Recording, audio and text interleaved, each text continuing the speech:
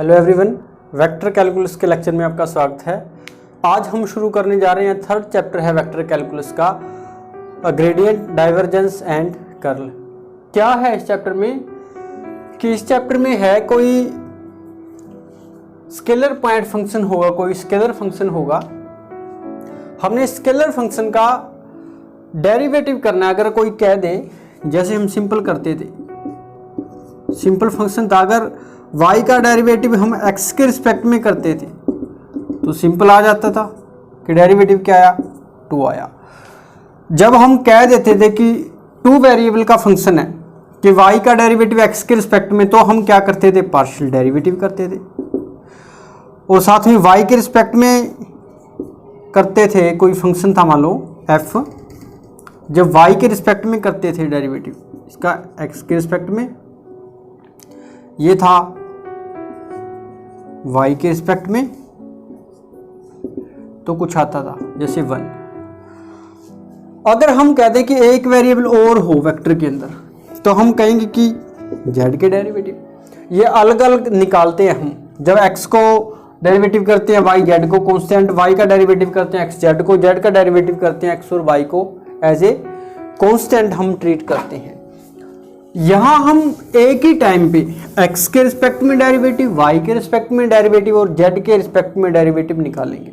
जो उसके लिए ऑपरेटर है कि किसी स्केलर पॉइंट फंक्शन का डेरिवेटिव निकालो x y यानी i j के यूनिट वेक्टर है इसके अलोंग, तो जो ऑपरेटर आता है जिससे हम इसको सोल्व करेंगे, वो ऑपरेटर से हम, जिसको हमने डिफरेंशियल ऑपरेटर कहा है और इसका नाम है डेल।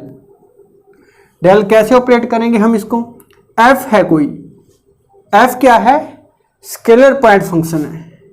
f क्या है, स्केलर पॉइंट फंक्शन है। ऐसे अगर ये वेक्टर होता तो हम इसको कैसे लिखते, यहाँ i j k लगाते, लेकिन अब क्या है, ये एक स्केलर फंक्शन है। जब भी हम डेल को ऑपरेट करेंगे स्केलर फंक्शन पे, जैसे यहां पर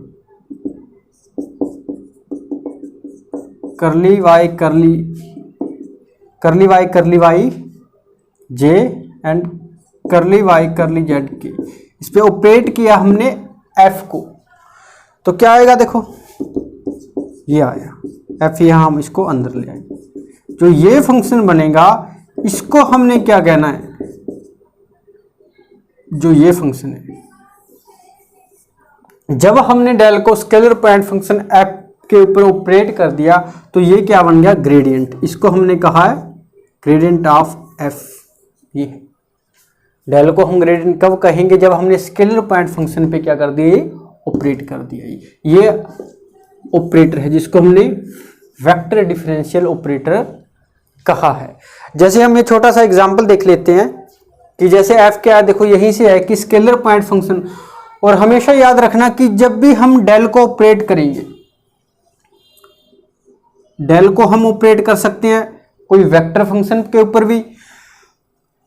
इसको हम 2-3 तरीके से कर सकते हैं। जैसे f क्या हो, f क्या था, स्केलर फंक्शन था एक, f स्केलर फंक्शन था। डेल को जब ऑपरेट करोगे, ये सिंपल, इसको हम कहेंगे ग्रेडियंट ऑफ f। अगर f क्या है, वेक्टर फंक्शन है, अगर f क्या है, वेक्टर फंक्शन है, जब हमने इस पे ऑपरेट किया तो वेक्टर फंक्शन के साथ जो डेल की जो प्रोडक्ट होगी, डॉट प्रोडक्ट भी हो सकती है, वो क्रॉस प्रोडक्ट भी हो सकती है। क्यों, क्योंकि जो डेल है वो अपने आप में क्या है, एक वेक्टर ऑपरेटर है, क्योंकि i j के साथ में ये वेक्टर क्वांटिटी है डेल। अगर वेक्टर क्वांटिटी है, जब हमने स्केलर पॉइंट फंक्शन पे अप्लाई किया तो एज इट इज लिख दिया हमने, ना डॉट प्रोडक्ट ना क्रॉस, क्योंकि क्रॉस या डॉट प्रोडक्ट किसके बीच में होती है, दो वेक्टर क्वांटिटी के बीच में। बट यहां तो f क्या है, स्केलर पॉइंट फंक्शन है, इसीलिए यहां ना ही डॉट आएगा ना ही क्रॉस आएगा, सिंपल मल्टीप्लिकेशन आएगी। देखते हैं फर्स्ट एग्जांपल, बहुत इजी है, मुश्किल नहीं है इतना। f ये दिया है, डेल क्या है हमने पता ही है, डेल f क्या आया, ये y के रिस्पेक्ट में, f z के रिस्पेक्ट में क्या बना, देखो यहां से हम निकाल लेते हैं कि f का डेरिवेटिव x के रिस्पेक्ट में कितना बना, देखो 2 एक्स वाई और यहाँ क्या बना वाई का स्क्वायर। ये एफ का डेरिवेटिव वाई के रिस्पेक्ट में क्या बना, देखो वाई के रिस्पेक्ट में यहाँ था एक्स स्क्वायर 2xy जे, और जेड के रिस्पेक्ट में क्या बना डेरिवेटिव, जेड के रिस्पेक्ट में बना 2z के। जो ये k है देखो इसके साथ तो नहीं है, इसको हम लिख सकते हैं आप f1, ये क्या है f2 है, ये क्या है f3 है। आप इसको ऐसे लिख भी सकते हैं, यहाँ हम इसको ऐसे भी लिख सकते हैं, ये f3, ये सारा पार्ट है f3 आयोटा को आई कैप को छोड़ के, ये सारा क्या है j और ये क्या है f3, सॉरी ये पार्ट है f1, ये है f2। चाहे आप इसको नाम ना ही दो, आप सीधा ही आप इसको ऐसे भी लिख सकते हो। अब पूछा क्या है ये किस पॉइंट पे 1 1 पे, अब x y z की वैल्यू क्या रख दो 1 1 रख दो, तो क्या बना फिर डेल f यानी ग्रेडियंट क्या आया 1 रखी हमने 1 1 3 i, यहाँ भी क्या बना 3 j और यहाँ क्या बना +2, और ये क्या आया हमारा आंसर आया, यही हमने निकालना था। बहुत ही सिंपल है स्टूडेंट्स, करके देखना। इसके बाद थ्योरी में थोड़ा चेक करते हैं इसको। सफिशिएंट कंडीशन, अगर स्केलर पॉइंट फंक्शन है जो है वो स्केलर पॉइंट फंक्शन अगर कांस्टेंट होगा तो उसका ग्रेडियंट एफ डेल एफ भी क्या होगा 0 होगा। सिंपल है। जैसे कोई फंक्शन मान लो f2 कांस्टेंट है, इसका डेरिवेटिव x के रिस्पेक्ट में या y के रिस्पेक्ट में क्या आएगा, वो तो 0 ही आना है। क्यों? क्योंकि फंक्शन क्या है कांस्टेंट है। इजी है। फंक्शन क्या था स्केलर पॉइंट फंक्शन, ये था f1 fz f2, इसको लिख सकते हैं। ये स्केलर पॉइंट फंक्शन दिया है। फंक्शन क्या है, ये कांस्टेंट दिया है ना, कांस्टेंट दिया है। अगर फंक्शन कांस्टेंट है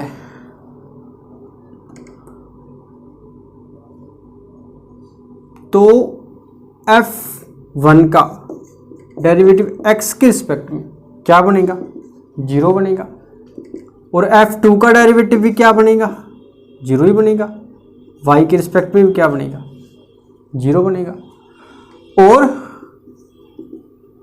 z के रिस्पेक्ट में भी क्या बनेगा 0 ही बनेगा। तीनों ये आप सीधा ही लिख सकते हो कि f का डेरिवेटिव x के रिस्पेक्ट में 0, y के रिस्पेक्ट में 0 और z के रिस्पेक्ट में भी क्या बनेगा 0 बनेगा। चाहे आप इसको ऐसे ना लिखो, सिंपली आप लिख सकते हो कि जो स्केलर पॉइंट फंक्शन क्या दिया है वो कांस्टेंट गिवन है। ये कर सकते हैं, ये आसान है। या ऐसा तीनों ही क्या है 0 के इक्वल है। अब प्रूव क्या करना है हमने, कांस्टेंट ये प्रूव करना है। तो डेल जेड था क्या, डेल ऑपरेटर लिखते हैं पहले, ये था अपने पास डेल ऑपरेटर। अब ये एफ है, एफ को अंदर ले आए तो क्या बना, ये बना प्लस करली एफ करली जेड के। तो देखो इसका डेरिवेटिव तो 0 ही था ना, तो क्या आ गया 0i 0j 0 के, क्या बना 0 बना। यही हमने प्रूव करना था। अब हम डेल एफ को 0 के इक्वल लेके चलेंगे। अगर ये 0 के इक्वल है तो इसके जो कोफिशिएंट हैं i j के लोग वो भी क्या होंगे 0 ही होना पड़ेगा उसको। तो क्या आ जाएगा, अगर 0 हो गए तो डेरिवेटिव तो फंक्शन क्या होगा, पक्का ही क्या होगा कांस्टेंट होगा। सिंपल है। क्यों? क्योंकि किसी फंक्शन के अगर जैसे ये है, अगर हम इसको ऐसे ही लिखें f2 f3, ये फंक्शन है स्केलर पॉइंट फंक्शन। देखो ये i के लोग j के लोग k के लोग, अगर ये ही कांस्टेंट है यानी कि ये पार्ट भी कांस्टेंट होगा, ये पार्ट भी कांस्टेंट, ये पार्ट भी कांस्टेंट, इसका डेरिवेटिव होगा 0 के इक्वल, यानी कि f का डेरिवेटिव f1 का डेरिवेटिव 0, f2 का डेरिवेटिव f3 का डेरिवेटिव। सिंपली आप ये करें एज इट इज, आप उल्टे चले जाओ, यहां से नीचे से ऊपर चले जाओ तो इसका रिवर्स पार्ट आ जाएगा। बहुत ही आसान है, कोई मुश्किल काम नहीं है। एक एग्जांपल देख लेते हैं हम।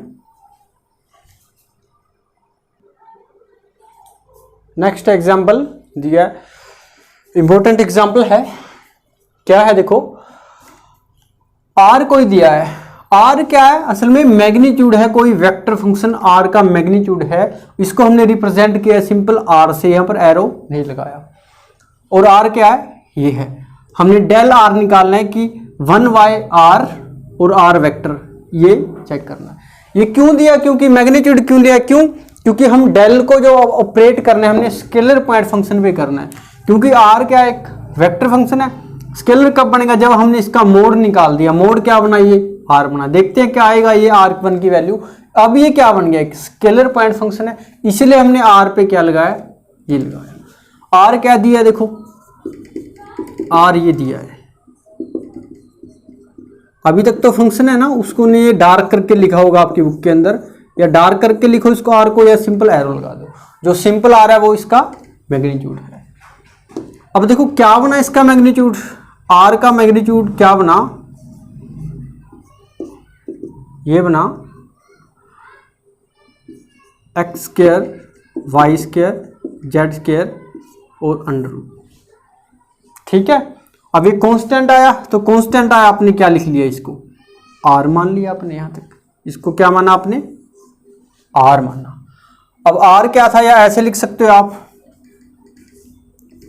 या इसको आपने क्या लिख लिया, अब आर लिख लिया, सिंपल आर, तो क्या बनाइए, x square y square z square, जो ये 1/2 है, अंडर रूट है, ये है, ये आप इधर ले आए, तो ये क्या बन गया, यहाँ का स्क्वायर। अब चेक करना है हमने कि ये क्या आएगा। अब चेक हमने क्या करना है, देखो ये डेल आर निकालना, क्या है डेल आर, डेल क्या था ऑपरेटर,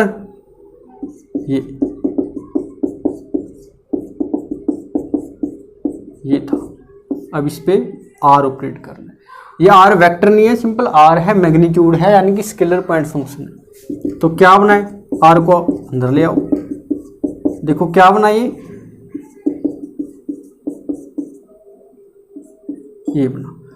अब चेक करते हैं आर का डेरिवेटिव एक्स के रिस्पेक्ट में, वाई के रिस्पेक्ट में, जेड के रिस्पेक्ट में क्या आता है। ये है ना आर का डेरिवेटिव एक्स के रिस्पेक्ट में, वाई के रिस्पेक्ट में, जेड, मेन काम यही है बस। अब देखो आर का डेरिवेटिव किसके रिस्पेक्ट में करना है, हमने एक्स के रिस्पेक्ट में किया, पहले क्या बना 2r, आर का डेरिवेटिव क्या बना, फिर किसके रिस्पेक्ट में करना है, एक्स के रिस्पेक्ट में करना है, तो ये बाकी 0 हो गए, तो क्या बना 2x बचा। अब 2 के साथ 2 कैंसिल, तो बचा क्या, कर लिया आर वाई, कर लिया एक्स वाई, आर आ गया। तो सिमिलरली आप लिखोगे, जब y के रिस्पेक्ट में डेरिवेटिव करोगे तब क्या आएगा, वाई वाई आर, और जब आप z के रिस्पेक्ट में r का डेरिवेटिव करोगे तो जेड वाई क्या आएगा, r आएगा। ऐसे पुट करके देखना। तो यहां से इसकी वैल्यू हमने क्या पुट की, x y r i, y y r j, z y r क्या बनी, के बनी। अब आर को हमने बाहर निकाला, क्या बना, एक्स आई वाई जे जेड के, ठीक है। और ये क्या था, यही अपना आर था, यही आर वेक्टर था, तो क्या बना, और यही हमने शायद प्रूव करना था। बहुत ही सिंपल है स्टूडेंट्स, डेल ऑपरेटर है, ये एक वेक्टर क्वांटिटी है।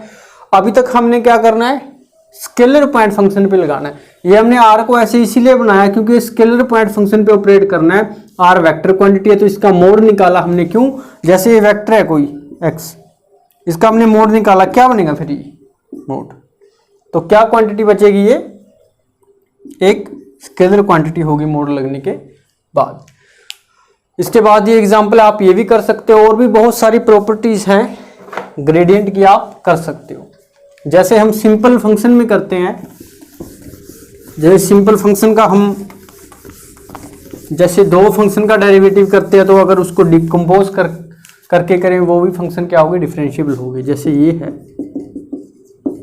हमने डेल एफ और जी पे लगाया, तो ये प्रॉपर्टी क्या बनेगी, सिंपल है, डिकम्पोज हो जाएगा। जैसे हमने 2 स्केलर पॉइंट फंक्शन है एफ और जी, इस पे लगाया, तो 1 का डाइवर्जेंट और दूसरा सेम, आप आगे लिख सकते हो इसको, ये ऐसे कर सकते हो, एफ सेम इस पे लगाया, प्लस फिर जी सेम और एफ पे लगाया। जितनी हमारी सिंपल फंक्शन के लिए प्रॉपर्टी थी वैसी ये सारी क्या है, डेल के लिए। बहुत ही ईजी है। आज के लेक्चर में इतना ही करते हैं, नेक्स्ट लेक्चर में मिलते हैं कुछ एग्जाम्पल के साथ, प्रॉब्लम्स के साथ जो होंगी। तो आज के लेक्चर में इतना ही। Thank you.